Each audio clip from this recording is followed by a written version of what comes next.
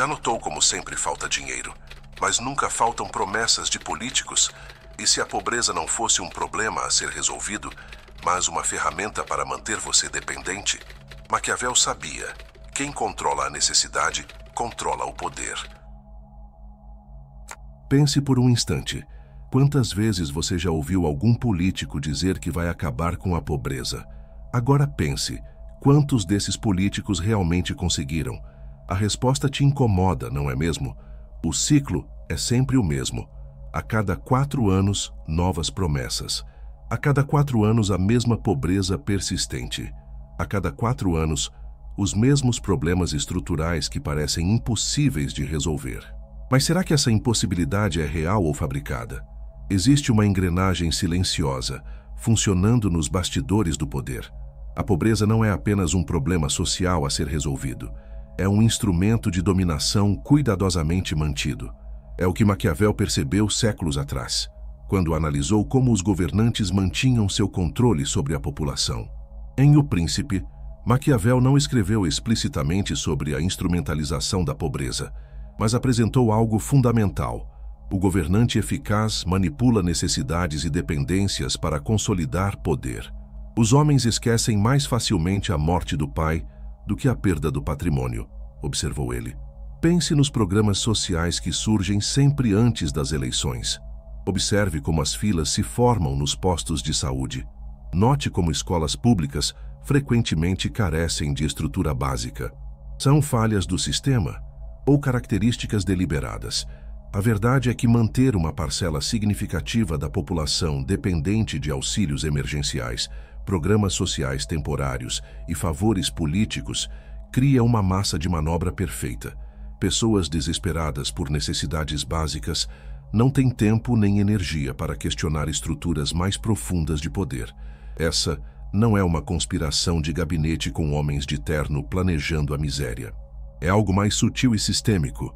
Um arranjo onde o poder se perpetua justamente por não resolver problemas fundamentais, apenas gerenciá-los. O ciclo é perverso. A pobreza gera dependência, a dependência gera votos, os votos geram poder, o poder mantém o sistema que gera pobreza. Tudo isso enquanto o discurso oficial promete exatamente o contrário. O filósofo chinês Sun Tzu, mestre da estratégia, entendeu algo similar quando disse: a suprema arte da guerra é submeter o inimigo sem lutar. Na arena política, a suprema arte do controle é manter o povo submisso sem que ele perceba que está sendo controlado. Você já notou como certos bairros permanecem esquecidos por décadas? Como determinados problemas sociais parecem eternos, independentemente de quem está no poder? Como certas regiões do país nunca desenvolvem infraestrutura básica, mesmo quando bilhões são anunciados em programas de desenvolvimento? Não são coincidências. São sintomas de um sistema que precisa da pobreza tanto quanto precisa dos seus votos. Um sistema que prospera não na solução, mas na gestão permanente da miséria. A administração da escassez se torna mais lucrativa politicamente do que sua eliminação. A pobreza controlada não é um erro no sistema, é uma das engrenagens centrais que o mantém funcionando exatamente como foi projetado. O verdadeiro poder não está em criar a pobreza, está em administrá-la estrategicamente. Os sistemas políticos modernos refinaram esse processo, até transformá-lo em uma ciência quase exata, mesmo que nunca o admitam abertamente. Maquiavel compreendeu que a arte de governar está fundamentada no controle das expectativas. Ele afirmou que os homens, em geral, julgam mais pelos olhos do que pelas mãos, porque todos podem ver, mas poucos podem sentir. Em termos práticos, isso significa que a aparência de ajuda muitas vezes tem mais valor político que a ajuda efetiva. Observe como funciona. Um político implementa um programa social que atende necessidades imediatas: comida, um auxílio financeiro mínimo, uma cesta básica. Essas ações são visíveis, fotografáveis, divulgáveis, geram gratidão imediata. Mas, simultaneamente, as reformas estruturais que eliminariam a necessidade desses programas, educação de qualidade, infraestrutura, oportunidades econômicas reais, permanecem perpetuamente no campo das promessas. A razão é simples. Resolver definitivamente o problema significa perder o controle sobre quem depende da solução temporária. É matematicamente mais vantajoso para o político distribuir cestas básicas por 20 anos do que criar um sistema onde as pessoas não precisem mais delas após 5. O ciclo de dependência funciona assim. Primeiro, criar políticas que oferecem alívio imediato, mas não autonomia. Segundo, personalizar a ajuda, associando-a à figura do político, não ao direito do cidadão. Terceiro, alimentar o medo de que, sem aquele político específico, até aquele mínimo seria perdido. Quarto, repetir em ciclos eleitorais, ajustando apenas o suficiente para manter a esperança viva. Esse sistema de controle se torna ainda mais eficaz quando as pessoas estão tão ocupadas sobrevivendo que não conseguem se organizar politicamente. Como observou Aristóteles há mais de 2 milênios, a pobreza é a mãe da revolução e do crime. Os sistemas políticos modernos aprenderam a gerenciar esse risco. Oferecem o suficiente para evitar a revolução, mas não o suficiente para permitir verdadeira independência. Veja a educação pública em muitas regiões. Ela frequentemente existe em quantidade suficiente para que os governantes possam apontar estatísticas de matrículas, mas com qualidade insuficiente para formar cidadãos verdadeiramente críticos e independentes. Esse não é um acidente sistêmico, é um equilíbrio perfeito para a manutenção do poder. O mais assustador, o sistema não depende de políticos maquiavélicos conscientemente planejando a miséria. Ele se auto-perpetua porque as recompensas eleitorais de manter o status quo são maiores que as de transformá-lo radicalmente. Mesmo políticos bem-intencionados acabam capturados por essa lógica perversa. A pobreza administrada se torna assim o combustível perfeito para um sistema político que se alimenta de dependência e gratidão forçada. Uma engrenagem que funciona precisamente porque parece estar sempre quase consertada, mas nunca completamente. Existe uma matemática perversa que poucos discutem abertamente. Cada pessoa mantida em estado de dependência representa um ativo político. É um cálculo frio, mas real. Uma família que depende de programas assistenciais transitórios é mais valiosa eleitoralmente do que uma família economicamente autônoma. O ciclo é cruel, mas preciso. Quanto maior a necessidade imediata, menor a capacidade de planejamento de longo prazo. Quando você está preocupado em colocar comida na mesa hoje, tem pouco espaço mental para questionar estruturas maiores ou exigir mudanças sistêmicas. Esta não é uma teoria conspiratória. É uma observação dos padrões que se repetem independentemente de ideologias partidárias. Os programas de transferência de renda, por exemplo, são essenciais para aliviar o sofrimento imediato. Mas por que tantos deles são desenhados para manter seus beneficiários permanentemente dependentes, em vez de criar caminhos graduais para a autonomia? A resposta está naquilo que Maquiavel entendeu sobre a natureza humana e o poder. É mais seguro ser temido do que amado. No contexto moderno, poderíamos adaptar: é mais seguro ser necessário do que admirado.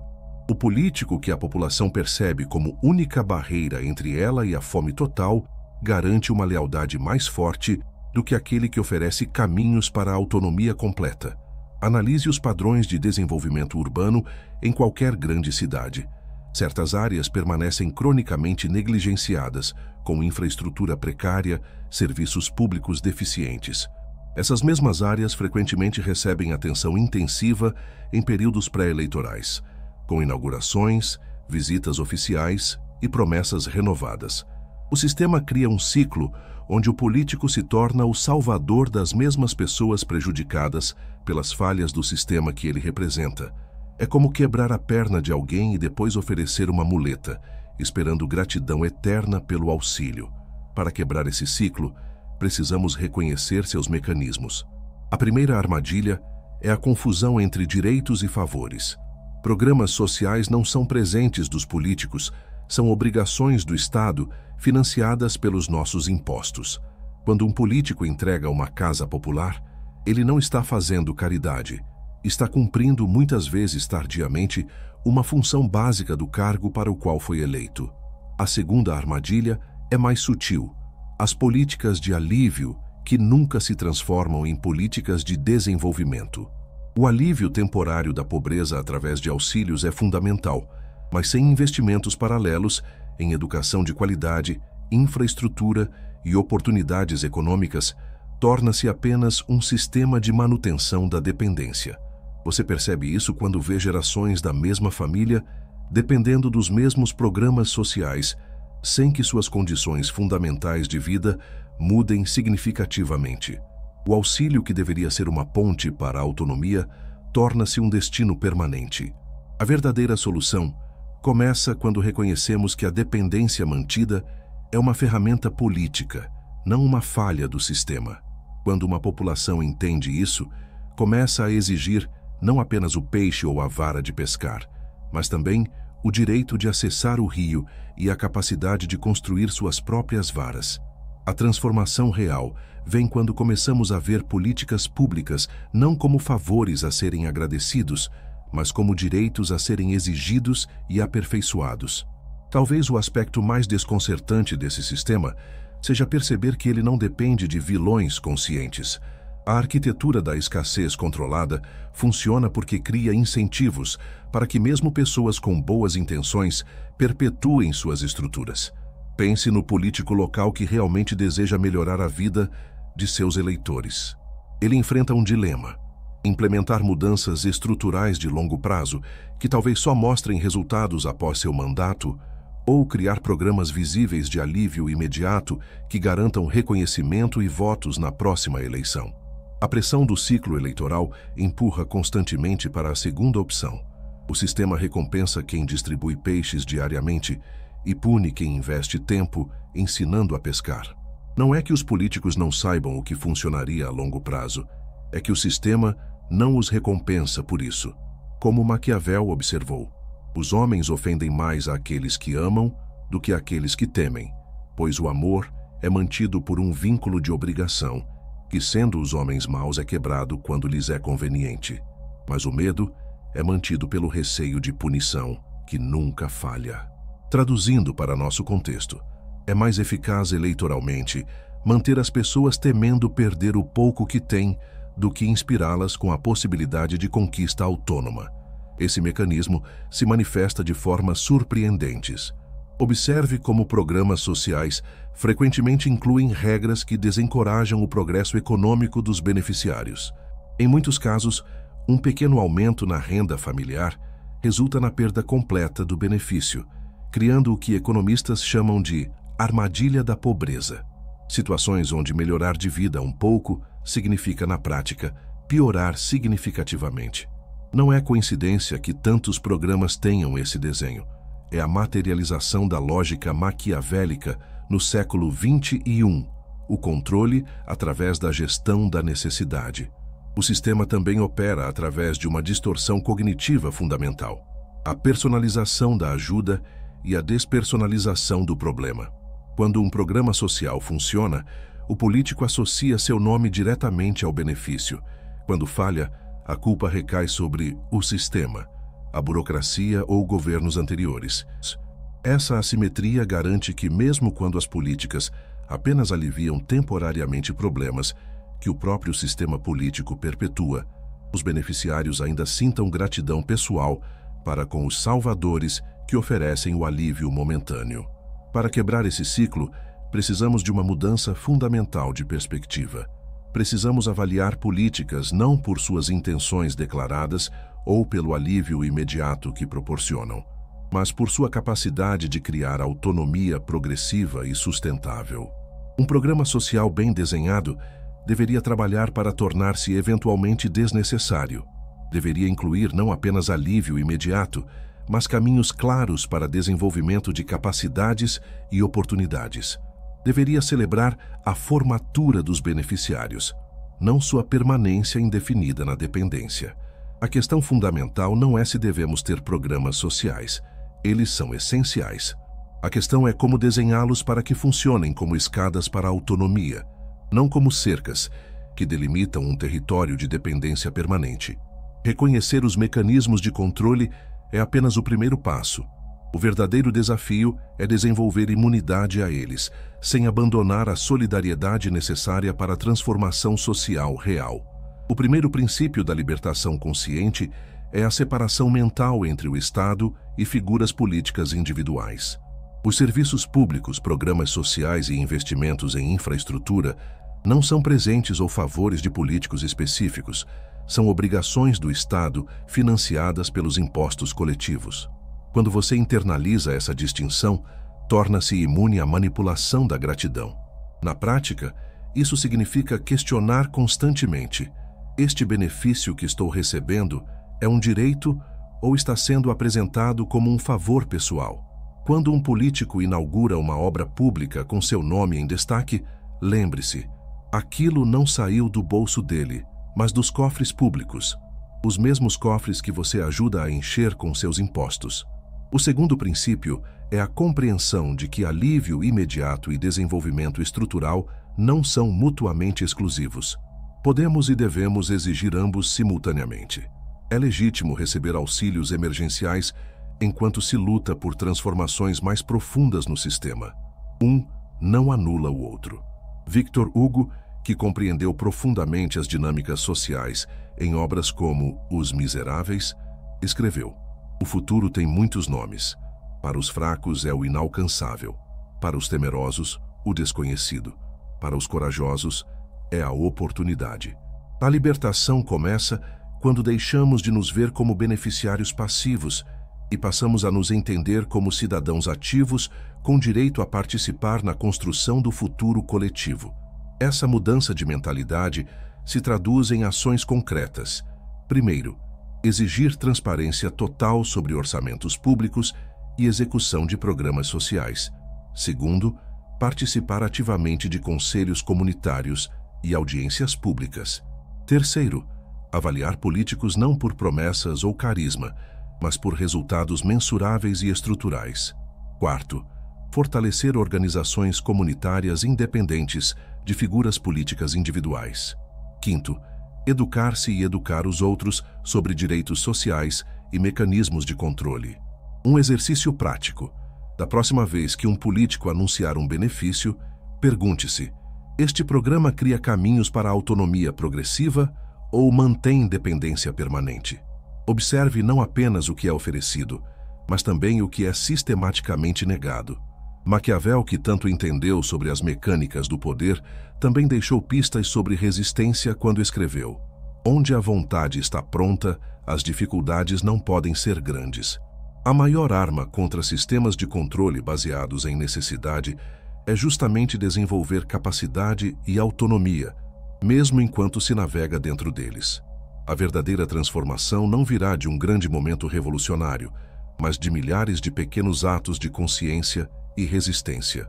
Cada vez que você recusa trocar um direito por gratidão, cada vez que exige que programas sociais incluam caminhos para desenvolvimento autônomo, cada vez que você se educa sobre como funcionam os mecanismos de controle, você enfraquece a economia da dependência. O paradoxo é que precisamos dos programas sociais e do apoio do Estado justamente para criar condições de não precisarmos tanto deles no futuro. Essa não é uma contradição, mas o caminho necessário para a transformação social sustentável. Expor os mecanismos de controle não significa abandonar a necessidade de políticas sociais efetivas. Pelo contrário, significa reinventá-las a partir de uma nova base filosófica, onde o objetivo final não seja a gestão perpétua da pobreza, mas sua genuína superação através da autonomia progressiva. Um novo contrato social começa com a redefinição fundamental dos termos. Programas sociais não deveriam ser instrumentos de controle eleitoral, mas investimentos coletivos no potencial humano.